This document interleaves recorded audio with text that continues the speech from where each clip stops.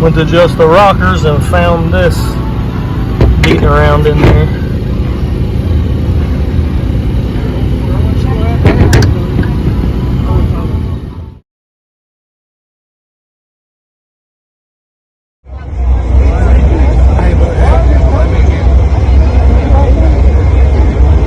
First pair, left lane, Caleb Miller.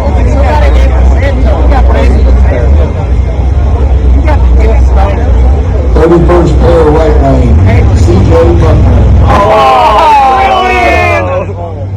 all these people, we could have done that at home. 32nd pair, left lane, Andy Barnes. That sucks. It really does. Who's faster? 32nd pair, right lane.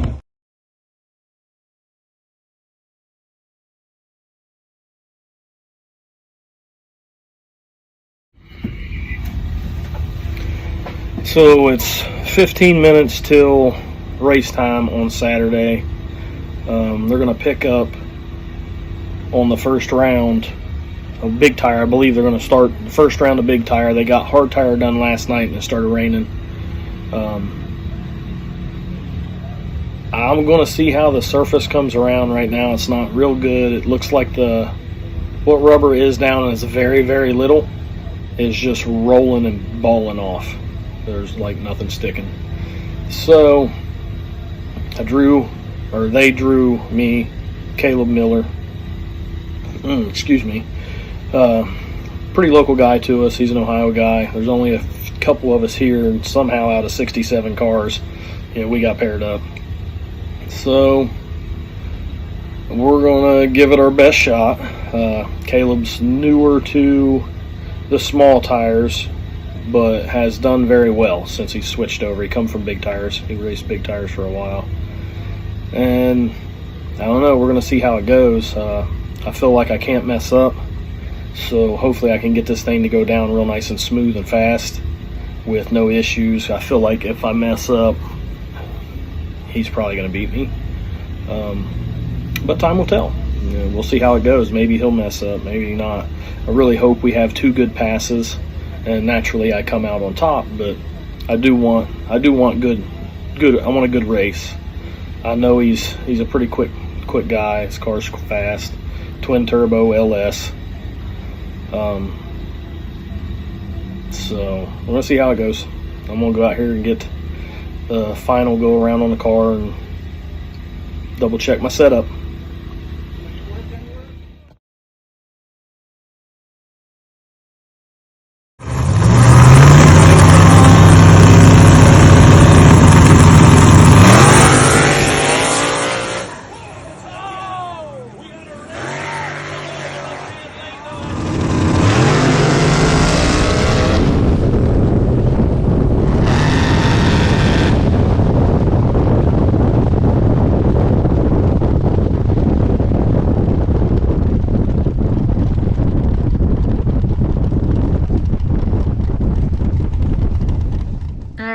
First pass, first round, war in the woods with Caleb Miller.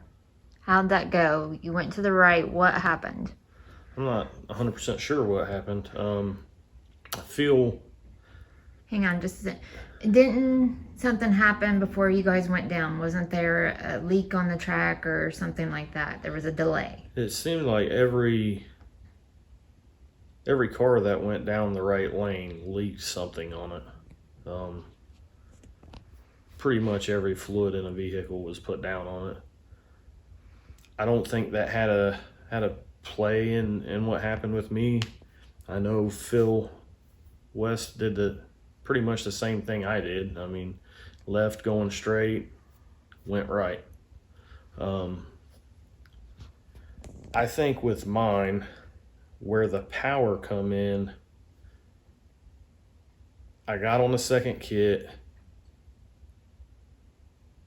the car shifted, and it hit a transition.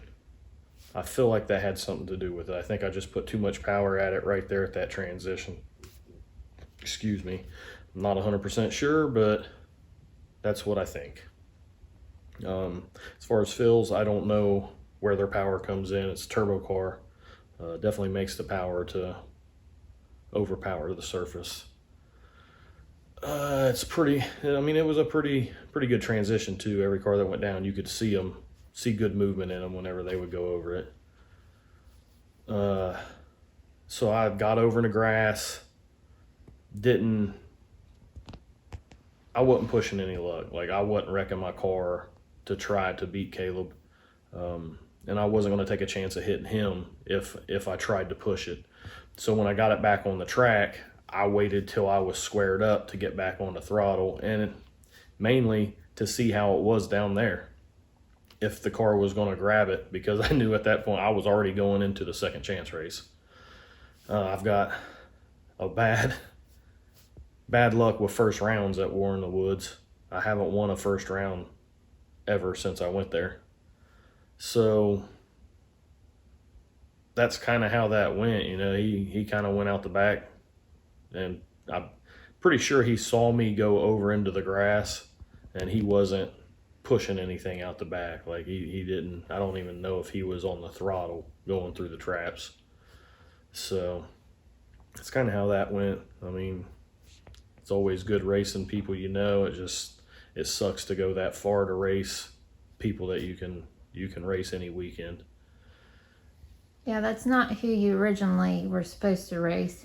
They redid chip draw, right? Yeah, there was a lot of people that didn't show up, and Jeff's program, the way he runs it, he doesn't want to have a whole bunch of competition buys. I believe at one time he was going to let maybe 5 or 6 of them go, but when it got up to like 10, 11, 12, whatever it was, he decided to do a redraw. I think it was TJ Hawkins is who I had first round. I don't know. I mean, the pass I made, I don't know that I would have beat either one of them anyway. So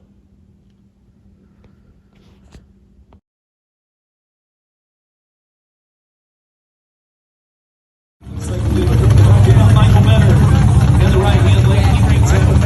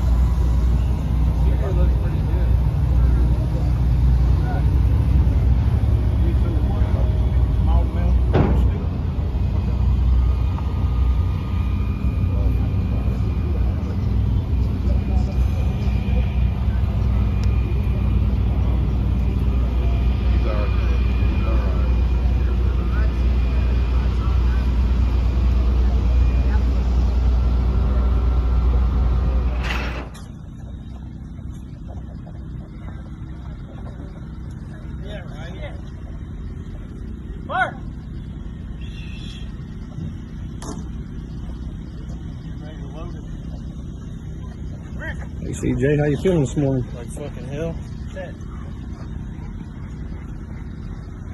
A little beat up.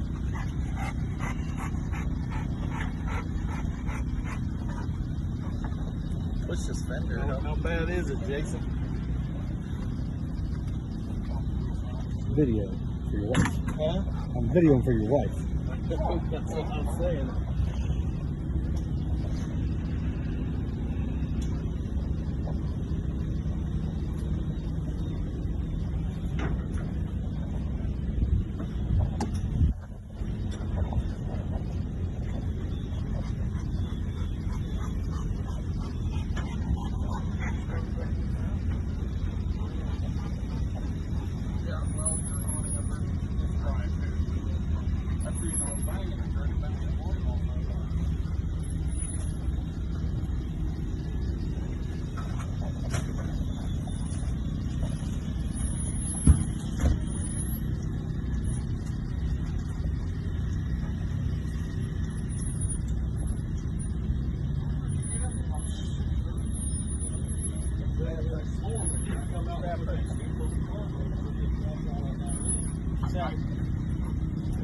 Sad. When I went to bed, I know we went down there.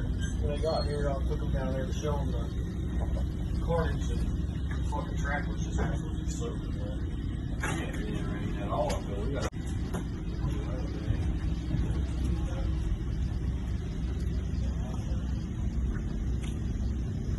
sad day. Want to tell everybody what happened last night? For what you remember? I don't know.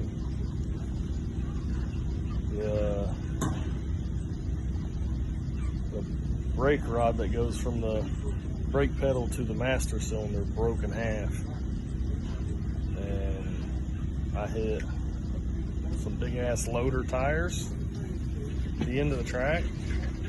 Went through a big ass fence, 4x6s or 6x6s. Took two of those out, I believe, with the roof.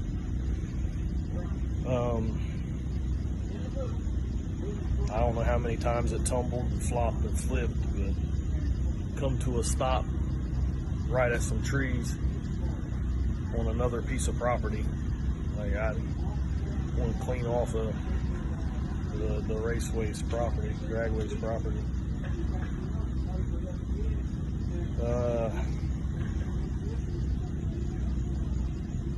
Did everything I could think of to do as fast as I could. Like,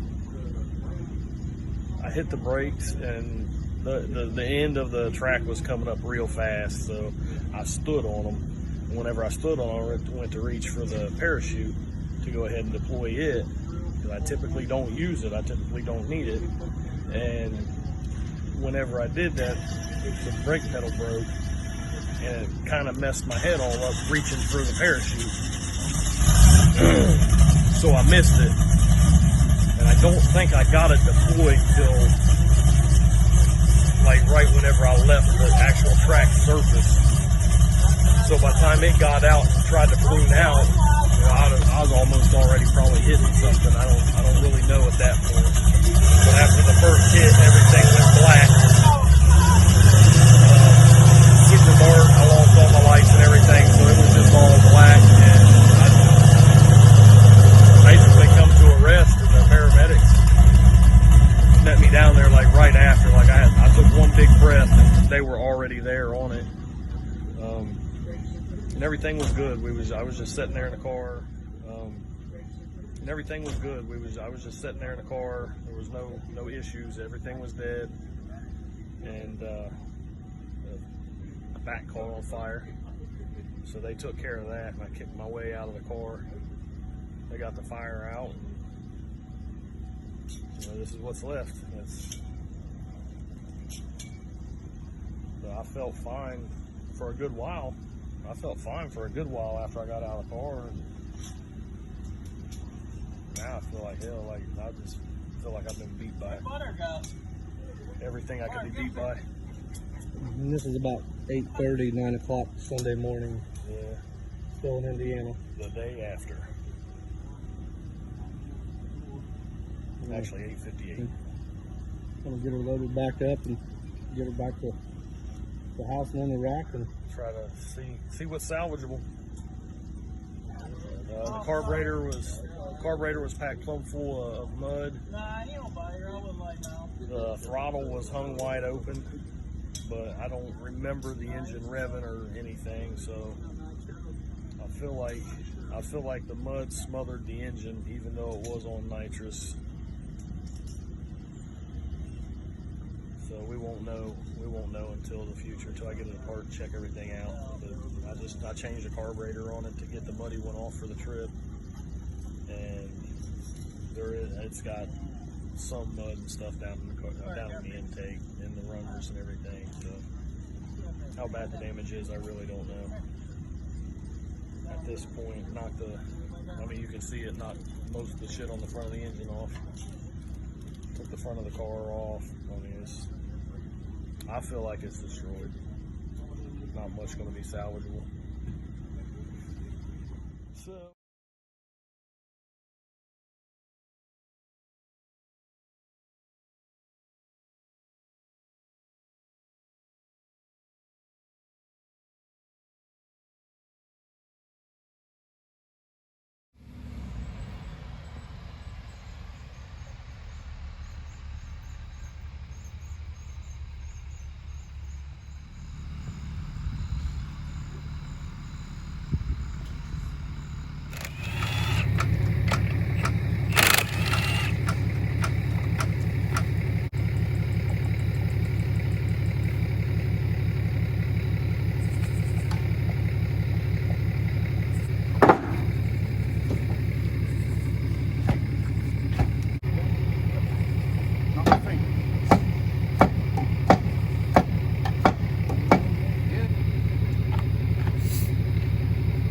Almost like the studs are bleeding out. Oh. Where's the other light? we're running low. Battery's dead. We're running.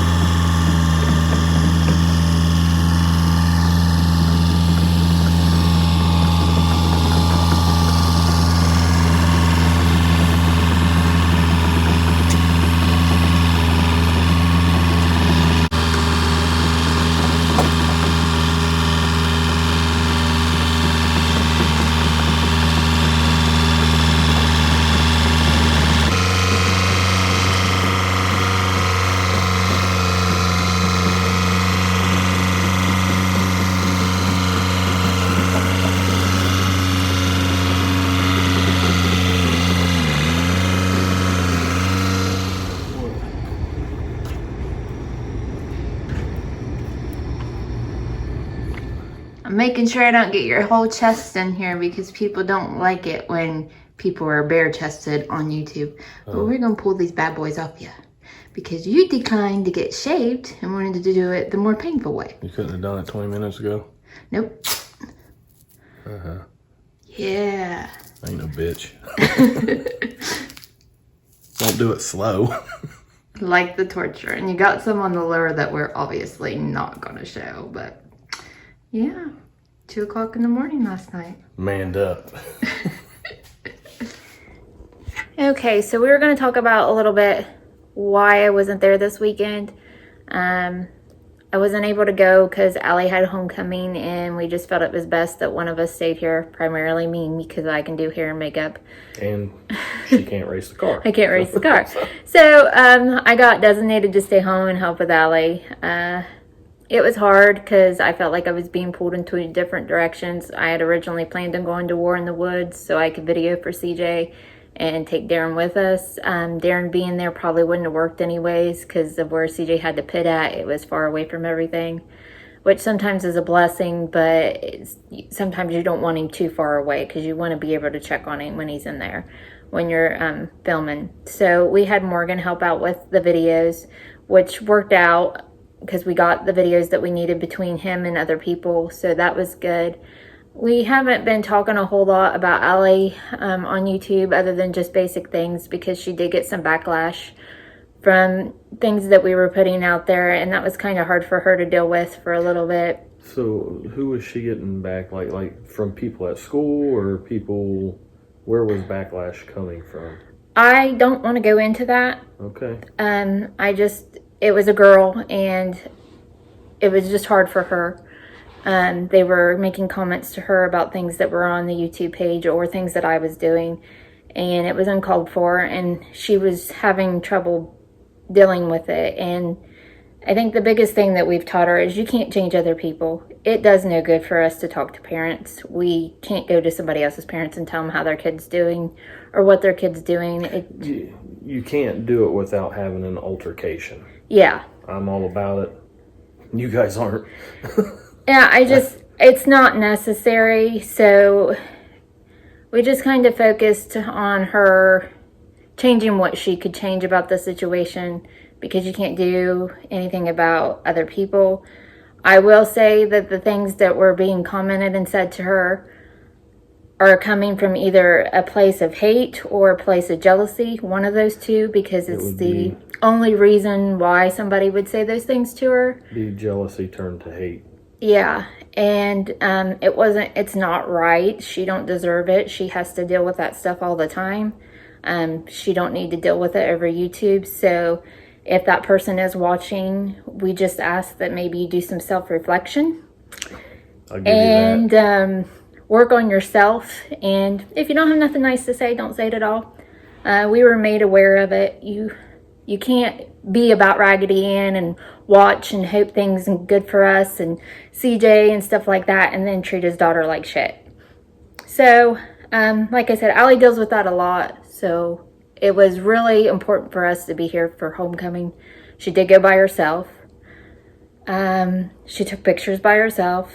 She could have had a date if she really pushed the issue, but she didn't want to date somebody just to go to a homecoming dance and mess with somebody's feelings.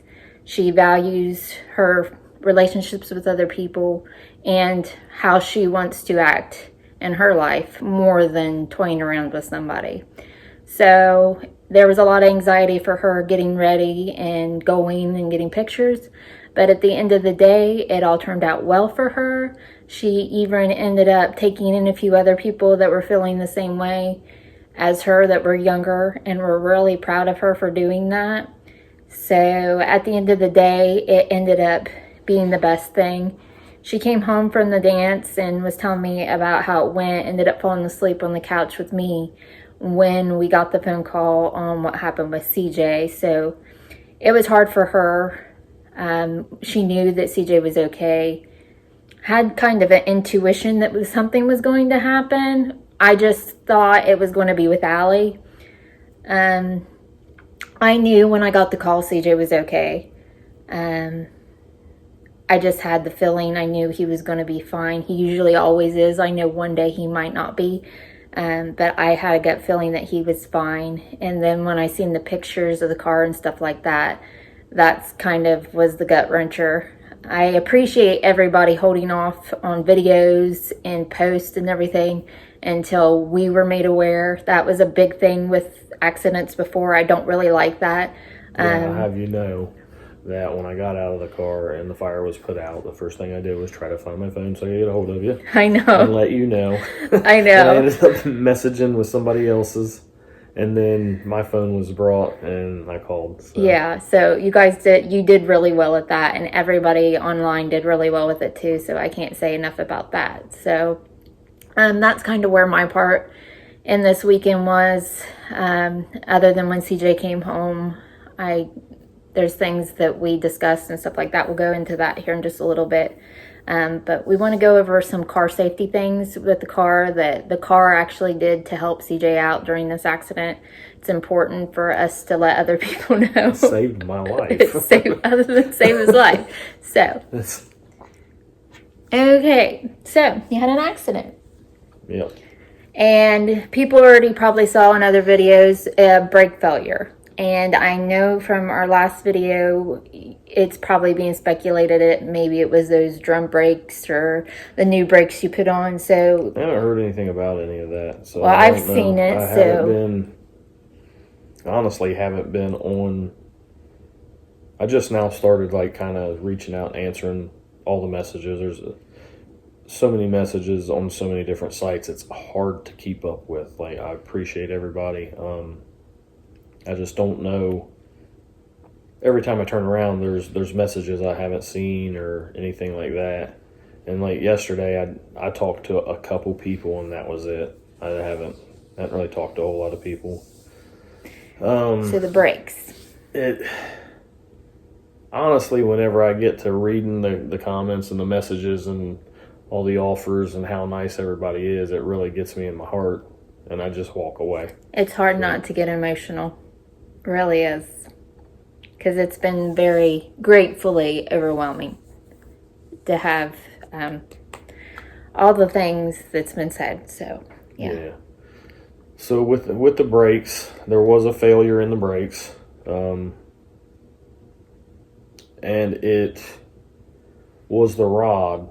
The rod snap that goes from the brake pedal to the master cylinder. It snapped in half, and at that point I had no brakes at all. There was not a hint of brakes. There was nothing. So that was the failure. Was there anything you could have done to prevent that? Knowing now, like, people that had either experienced it or more knowledge than me, Tony McKinney called me. I talked to Tony, and he said that he had this happen. His fell out, and he made a support and an enclosure and braced it for his. So if it is to break, it can't not push the other part. Okay. And it can't fall out. So that's definitely something in the future, or go with a brake pedal setup, master cylinder setup that doesn't have the rod that goes to it. Do it like a low mount, undercar mount, or something of that nature. Okay. As far as the back side of the pass, once that broke, I'm trying to recall how it went. So I let off, I got on the brakes. It's a short shutdown there, and I saw it was coming on fast, so I kind of stood on the brakes pretty hard and went to reach for the parachute, and that's when it snapped. So when it snapped, like, my body just pretty much went, oh shit, and I missed pulling the parachute. So I was late pulling the parachute, but I did get it. The parachute was out before I went off the end of the track. It didn't really slow me down a whole lot. How fast were you going? I'm not 100% sure, but I'm figuring in the 120 mile an hour range when I hit the big ass tire at the end.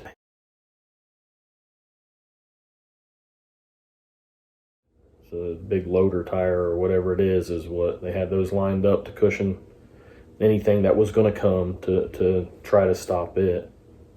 And when I hit it, I was kind of sliding with the front quarter and the right side. So I'm angled like this. Here's the tire. I'm coming into it at an angle. And what I think happened was I hit it, and it sent the car up off the ground into a roll.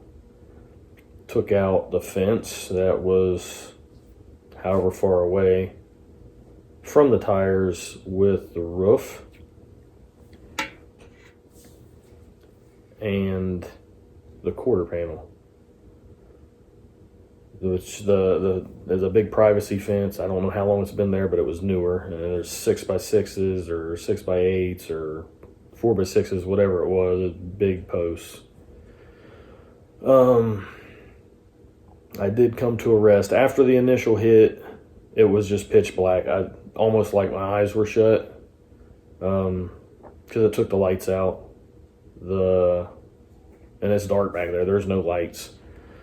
So I didn't know what was going on. I come to a rest at some trees on the wheels. So I wasn't on the lid. I'm happy for that. And the firemen, EMS and all that stuff, the medics, I should say, and fire was there directly. It was like, I come to a rest. I pretty much thanked the car for keeping me alive. Thank you, Jesus. And they were there to get me out of it. I told them everything was fine. I was talking to them out of the car. Told them the door was stuck, but I'm fine. There's no fire, everything's good. And at that point, it caught on fire. So they were focused on putting the fire out, and I'm like, get me the hell out of the car. I need to get out of the car. And I kicked the door off the car to get out. They was on the fire, made sure I was okay, and then continued on the fire. Yeah, they did all the checks and everything, checked him all They checked out. me out, everything was good. Got the fire out. Minimal damage from the fire as far as usable parts. It did burn the tire, busted the tube. Other than that, I think some hoses and lines. I mean, there's the rest of the car wasn't usable anyway. Let's talk about, because I had asked you the question about when you were rolling it, what was going through your head. What did you do with your body to prevent further injury from things flying around in the car or your arms from going outside the car? Yeah, Explain that right to before I hit the tire, I knew shit was bad. It wasn't going to end good. There was no way it could end good. So I put both hands on the steering wheel, both feet stiff on the floor to try to hold myself from flopping around to keep any body parts in the car that I could, and basically hope that I didn't get stuck with something or get smashed. I just, right before this video, is the first time I watched the video from the GoPro, and this whole time I've been praying that the car shut off when I hit the tires, and it still may had. The GoPro broke off of it when I hit, but up until right before I hit the tires, when I stiffened up and put my feet on the floor to brace myself, my foot went on the throttle. So it hit the rev limiter on nitrous. I don't know how long or if there is any engine damage at this point. So until I can assess all that, I'm gonna say the engine is good. We're gonna pray that the engine is good. I think the mud in the carburetor smothered it. Yeah, That's what we were thinking at that time. At some point during the roll, the front of the car, the carburetor planted and smashed down into the ground and packed it full of mud. So I hope that smothered it out and saved the engine, honestly. It's got mud in the runners, pieces of it. It's got mud shrapnel, I guess you could say, in the runners. I changed the carburetor to keep as much out of it as I could while it was sitting there before we brought it home. I don't know at this point what the extent of the damage is on the whole car. We got it in the barn last night, and I pretty much just shut the doors and went to the hospital.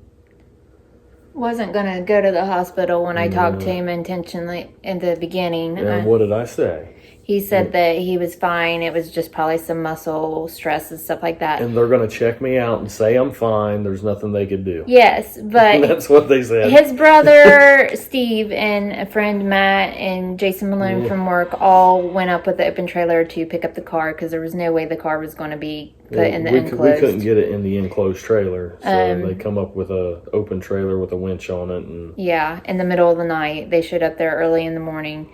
But when they brought the car back home, because they arrived back home before CJ and Bill and Jason ended up riding with CJ, so they arrived later. But when they brought the car home, CJ's brother had mentioned to me a few things that was a little concerning, and CJ's pain was kind of getting worse.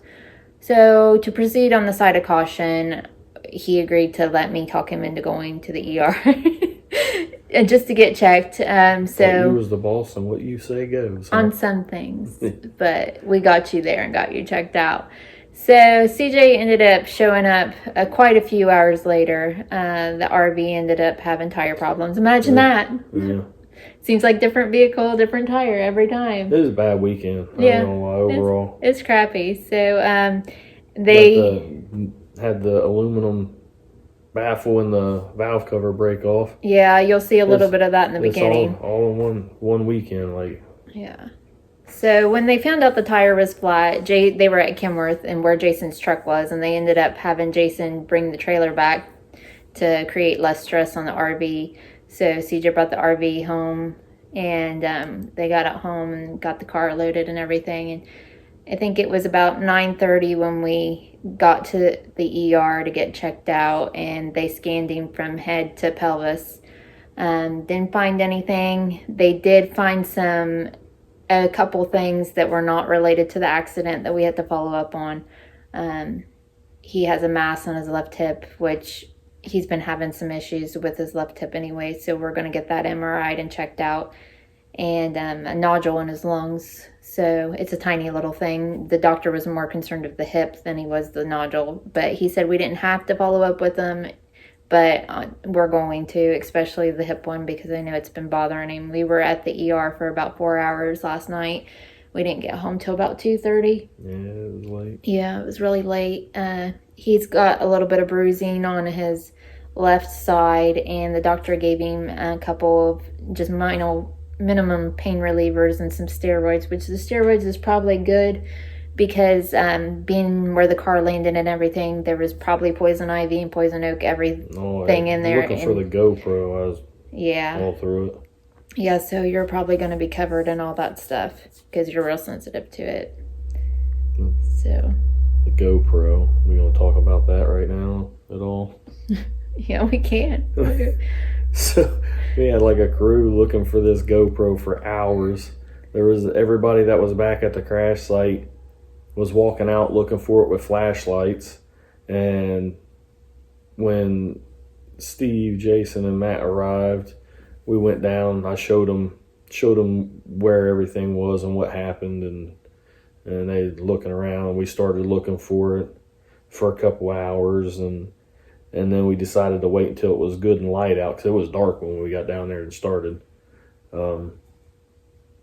Waited till it was good and light, sun come out and all that stuff. So we went back and started messing with the car, getting it loaded and trying to figure that out.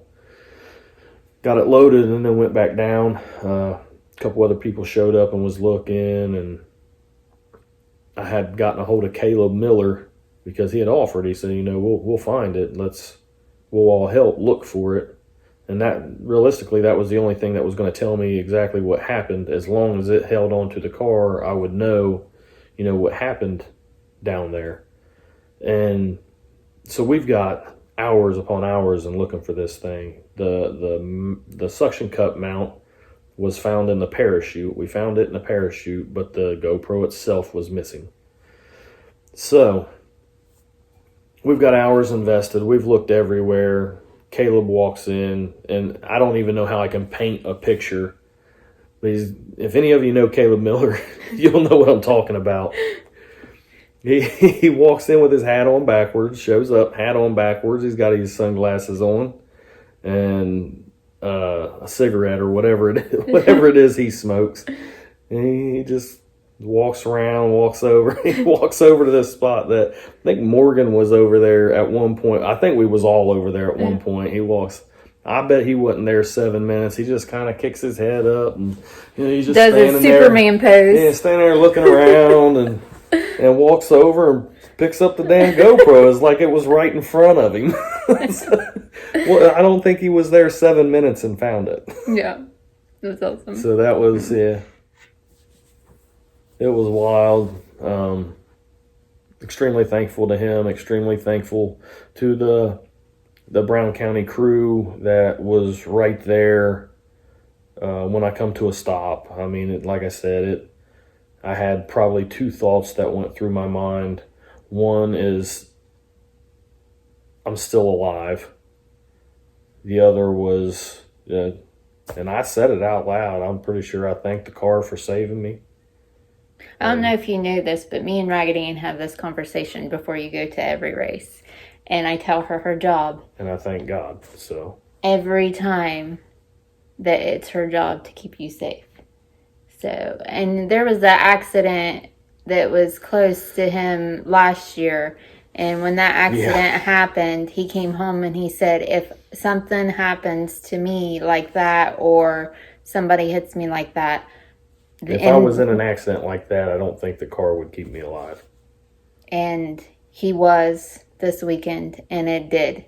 So I went to get in a car, and like I got halfway in, got back out of it, and I went back just to double check to make sure the parachute was unhinged or unlocked. And I don't use the parachute much. The parachute never really did anything. Like when I did use it, when I was using it, I didn't feel a difference slowing down. But I did make sure it was ready to deploy. Typically, I don't even bother. When I sat in the car, I made sure my straps was tight. Typically, don't do that. So there were inclinations. I believe there was a higher power that was telling me, "Get ready, you're about to go on a fucking ride." And I would have loved for that to have snapped in the burnout or something like that before I lost the car. But with everything that happened and all, getting out of the car, checking the parachute, making sure my straps was tight, just everything. You know, the first round I couldn't make a fast pass anyway. I didn't even hardly use the brakes to slow down. I'm starting to feel maybe there's a reason. So it was time for me to get out of that car.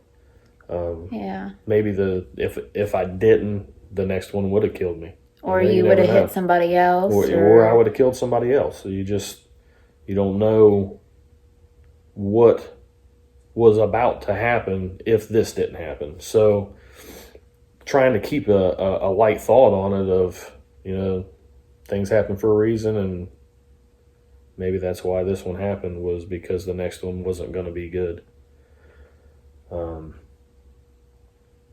I am still locked into Dig or Die. I'll have to probably cancel that. No, I have a plan for that. You want to buy a car? No, I'm not going to buy a car. My brother recently moved down that way from Hawaii. It turned into a vacation. So it turned into a vacation. No, I feel like it's been almost a year since we've been down there. I feel like we still need to go, with or without a car. Take the shirts down, set up a booth. Let's enjoy some racing. Let's go see some fans. Let them talk with you. Let them interact with you. I think we're probably going to do quite a bit of that while we're trying to resurrect Raggedy Ann.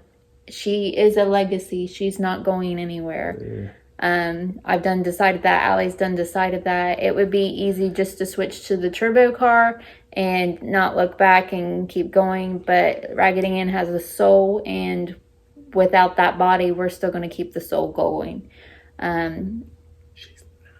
Yeah, I'm crazy. That's okay. Most of America and most people are. Women are. And I'm not. Sure. I'm not medicated, so we're good. But no, we have talked a little bit. They do want me to transplant, not rebuild Raggedy Ann, but it's not going to be a Raggedy Ann 2.0. It's not going to be anything like that. Apparently, I'm going to build another Raggedy Ann. Mm-hmm. And I'm guessing the parts that are good off of this one, and her speaking, is going to take the soul, hopefully, out of this one and implant it into the other one. Yes, that's what we're doing. So the other one can keep can keep me as safe as this one has. Yes. So with keeping her soul alive, we're going to need some help. We don't know what that help is right now.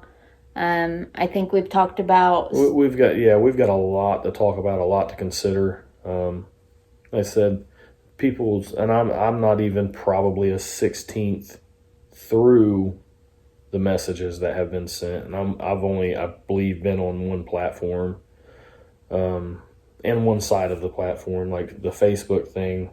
There's the Raggedy Ann page, and then her page, or our page, however you want to look at it. And the messages go in different places, and then I think the Raggedy Ann page has another place that messages can go. Mm-hmm. And then there's the ones that YouTube messages are coming in on YouTube, and like I still accidentally run into some of this stuff. Like I don't know. I can't just fluently go on there and say I want to go here. It's like, how did I get there? And then I don't remember. And then boom, I'm there at some point and see all these messages. So, and we're also inundated with new friend requests. And with the friend requests, guys, I personally screen everybody. There's some people that's been waiting for years, and I'm sorry. And if we've talked to you, just send me a message. Say, hey, this is such and such from this race or something. Remind me who you are. Because looking at people's profiles, I know it doesn't always match the person in person, but we do have a daughter to keep safe. So I'm real big on screening people before I accept your friend request. I've gotten a little lighter about it over the past few years and just, hit accept on some of them. But we do still have like a few that slip through, and I do notice that they only like or comment on posts with Allie in it, and it's kind of a little sketchy. So I still do like to screen everybody. But like I said, if you're somebody we've talked to at a tracker recently, please just message us, remind us who you are, and I will accept it. So we're going to get through all of that. It's just going to take us a little bit of time. I think we've talked about first priority. We're going to tidy up the garage a little bit. Allie's got some... we'll have to tidy up the garage a lot. Yeah. Allie's got 4 volleyball games this week, so we are going to go to those. I'm hoping, my hope is toward the weekend, toward the beginning of next week, to start tearing the engine down and seeing where we're at in that. I have had thoughts of a different platform for Raggedy Ann and have been shot down. So it will be another coupe Mustang. Who shot that down? You. Okay. And I do want all the things that I wish that I had done or been able to do that Raggedy Ann was, as far as the cage and everything, mainly. Everything else about the car, I did it. I liked it. As far as the cage goes, I do want to better the cage in it. Probably a little bit more adjustment on the rear. But other than that, I was perfectly content with that car. Yeah. And it was very basic. I mean, there was no control arm adjustability or nothing like that. It was nothing superstar material wise. No. It was very basic. But like I said, we're going to need some help, and people have offered so many things, and we're grateful for that. And even starting GoFundMe, the thing with GoFundMe, there's a percentage of that taken, and we don't want to take anybody's hard-earned money, and we don't want you donating it toward just this big, lump sum. We want to tell you what you're donating to. So before, if it comes to that, but we need to assess what we need first. And in order to find out what we need to find out what we have. That's still we're going to be able to work with. So once we figure out what we can still use and then what we need, then you're going to see us post, we need this, we need help with that. And so many people have offered up free bodies, free chassis, rollers, and it's hard to, and I'm sure there's probably more that I haven't even got to, but it's hard I don't even know how to word it. It's hard to take a car free from somebody. Yeah. We feel like we owe at that point. So I guess until I can't afford it, we want to give something for it, so we don't feel like we owe you, or that you're, or later on if something was to happen, you was to get upset, for there to be hard feelings about you giving a car. We don't want that. So we want to be able to give something, but we want to find the right fit for us. So we are going to have to sift through the options. Hey, I was really kind of thinking of a new Edge. No. That's kind of where I was. No. Different wheelbase, different platform. Or my other thought was to, instead of the turbo car being the turbo car, making it The new Raggedy the Ann. new Raggedy Ann, and then doing a new edge for the turbo car, and that's kind of shot down too. So I didn't shoot that down. No. No, I'm open to that option. It's just that Raggedy Ann needs to be a Fox Buddy like it was. Yeah, I'm kind of with that. Okay, good. I'm glad we agree. So yeah, I just don't. There's so many thoughts going through my head, and it's still fresh. I mean, everything's still fresh. The wound's still fresh. I guess the missing part of the heart or family, however you want to look at it, is fresh. So maybe when it calms down, everything will change. yeah, because Raggedy Ann is a huge part of our family and who we are and what we do and our daily lives on what it works around. Let's be real. I spend every paycheck on that car. On the and car. raise them. That car has been here for 11 years. It's been raced for 7 years. So it's been a long haul with that car. And it's not going to stop. We want to continue the legacy of the car. It's just going to change. There's going to be times where we're going to need some hands on deck. It's a lot for CJ to do by himself while he's working. That's some more thoughts. I don't know that I can build another one and go through everything I did with this one by myself. Because along the way with this car, I had some pretty good help. I had a lot of people behind me. Over the 7 years. Yeah. So. He's a little bit hesitant on that one, but I believe in him that he can do it. It's going to take some pushing, but yeah, we'll get there. I think mentally, more mental damage from the race than physical damage has been done. So he's got to do some repairs on his thoughts on getting his head wrapped around to do the work to do the other one. But once it's go time, he's going to pick it up. As soon as we get these steroids in him, he's going to be balls to the wall and getting the car tore apart. It's going to not set well with him for it to set out there. So as soon as he finds his mojo. Yeah, I'm ready to go tear it apart, but then I don't want to tear it apart because I don't have anything on the car. I don't remember anything as far as the suspension setup, and I've got a big fear of the next car not working like this one, and the work that went into this car for us to figure it out and get it to work the way it does. It's going to be hard, I think. Or it could be better. So, right, you're 100% right, and maybe that's why this car is the way it is right now, was because it just wasn't going to be able to go any faster. We was really making ground on the way this thing was working and running. And I was finally happy with it. I knew we was going in the right direction. And it seemed like every time out it would do better. Or we would learn something new to make it do better. Yeah. But the car hasn't been. It's hard to find words. Sorry, guys.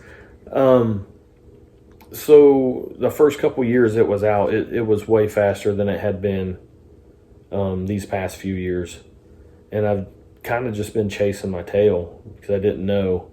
I had burnt so many pistons up trying to tune it that I was trigger shy. I was unhappy, or I was insecure and afraid to do anything. And that's kind of when I retch out, whenever I retch out to get help tuning it, it was just make it safe. Leave the power on the table. Just make it safe, because it's no fun changing pistons every other weekend or every weekend.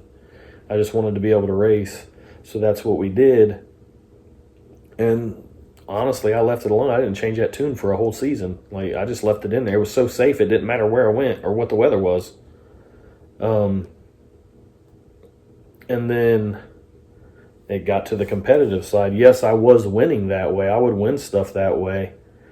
But it got to where I was getting to the competitive side of me and wanting to get the car back to where it was. because the numbers were so far off. So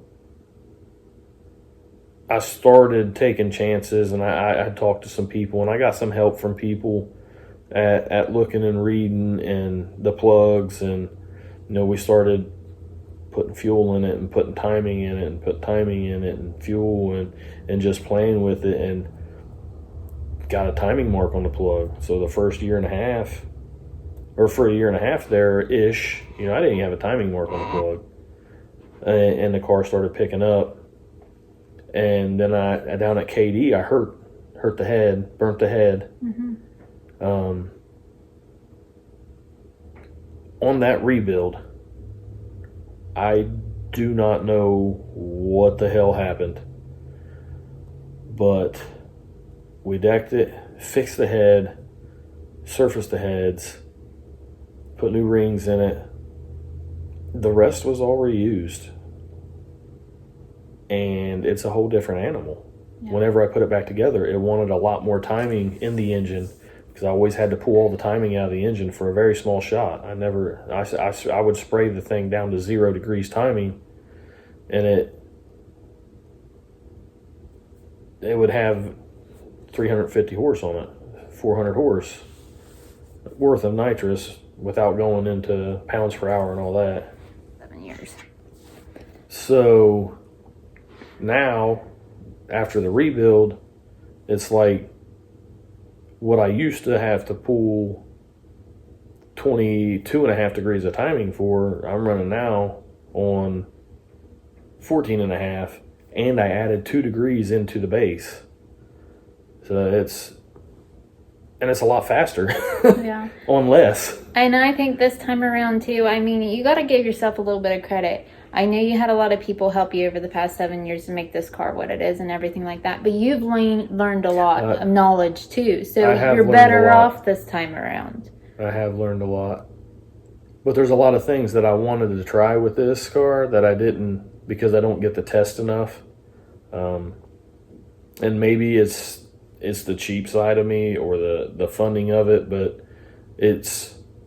stuff's so expensive. And to get the help, the video and all that stuff to go test, I don't know, my thought process is I can go test. I've been in the car long enough, I kind of know what it's going to do on this setup. So I can go test and try things and burn the tires off of it and have to put a new set of tires on it, or I can go race and try to win money. Take a risk. Try to win the money to buy those new tires. I feel a little different on that. I feel like testing is your preparation to prepare for the final exam, which is the race. I'm going to have to test a lot doing another car. Raggedy Ann's had a lot of testing on it. Yeah. It's just, but you also, once it got to that point, that we kind of knew what the car was going to do in most situations. So I knew it would go down a gravel road or wet grass. Sorry, my eyes are going, and messages are popping up as we're video, and it's like nonstop. So sorry. With this shock setting and this air pressure and this much power, it would pretty much go down anything. Now I will say, with the engine being a lot healthier, my old go-tos was too much. And it's on less nitrous, but it was too much power. My go down a dirt road setup, tune-up, wouldn't go down I'm not going to say a good road, but a good virgin road. It wouldn't go down it. So I had to take more power out of it to get it down. I don't know. It's going to be a rough road, a hard one, but we're going to bring her back. It's going to be a little different, but we're going to bring her back. So that's kind of where we are. Like I said, we'll reach out when we know what help we need. We'll keep going through messages, replying to everybody. Just, if you could, just kind of hold with us. The things that we need right now is for you guys to keep watching. We hope that it doesn't get boring for you with us not racing. There's still your car. He's going to take my car out, or maybe the Malibu. Like I said, we're still going to try to come to races, bring some merch out. So that's the biggest thing you can do right now is just keep watching, keep sharing our videos, keep subscribing. The subscription's free. Just keep hanging on with us, giving us your feedback, what we can do better. I know we got the GoPro. We're still got to figure out editing on that one. Yeah. That's still a learning process with that. Right now, CJ's still a little sore. He's doing really well. The only scratch he has is right there on his finger, his knuckle. I got one right there too. Oh, that itty bitty little thing. Oh my goodness. But that came out pretty good. He came out really good. He has a little trouble standing up and bending over. The doctor wrote him off for today for work, but tomorrow he'll go back. So overall, he's doing really well. The car did what it was supposed to do. Make sure your guys' safety, if you're racing, make sure it's intact, and you recheck those things. Like CJ said, those couple of things that he had an inclination to make sure the parachute was good and make sure he was strapped in before he went down, like something was going to happen. Those little things, those little moments, or having the EMS on scene right there, those little things make the difference, because had they not had come so quickly and the fire had started, it could have, there's so many different scenarios where things could have been much worse. If they wasn't standing there when the fire started, it probably burnt the whole car up. He was on it fast. Yeah. So. And it would be they. I will say, watching the videos back of the people that posted it, the hardest part for me being at home, like I said, everybody called me, got a hold of me right away, so I do appreciate that. The hardest thing that hit me the hardest is when they were pulling the car out with the truck to get it to the roll part. I don't know why that part did, but I was in a conflict between tears and vomiting, because it just looked like this chunk of metal just being taken off to the whatever. That was the hardest part for me, watching that part. But thank you for posting it. I'm glad that I got to see it with my eyes, even though I wasn't there. That I appreciate that of you guys posting those things. So yeah, as long as I know when things like that happen, and then you have pictures and stuff, post them, share them, tag them, and it's okay. Once we're notified, I'm fine with that. I believe it was on YouTube before we even had the car out there. Yeah. And that's okay. I mean, everybody, it's a media family. So we're telling you our story and started part of it. That's the part that other people can't tell you. So we are original in that part. So we're okay with other people sharing their videos and films with that part, definitely. Yeah. So we're not done. There's going to be more to come. There'll be more to come later this week, once we kind of get moving around, and we're going to, like I said, clean the garage a little bit. Here in about another month, you're going to see more of Allie come back. She's got some more free time coming up in her schedule, so you're going to see her helping with things out in the garage again. So we don't care what other people say. No, we don't. We got to get some firewood. A lot. I mean, a lot of firewood, because that's what heats the garage. So technically, I got 2 cars to build. Yeah, we got 2 cars to build now, but that's not really anything that we're not used to. So just keep going. So more to come soon. If you have any questions, you can ask him. We'll get to him. Like I said, we're working on it. Just keep following us. Keep sticking with us. We're not done yet.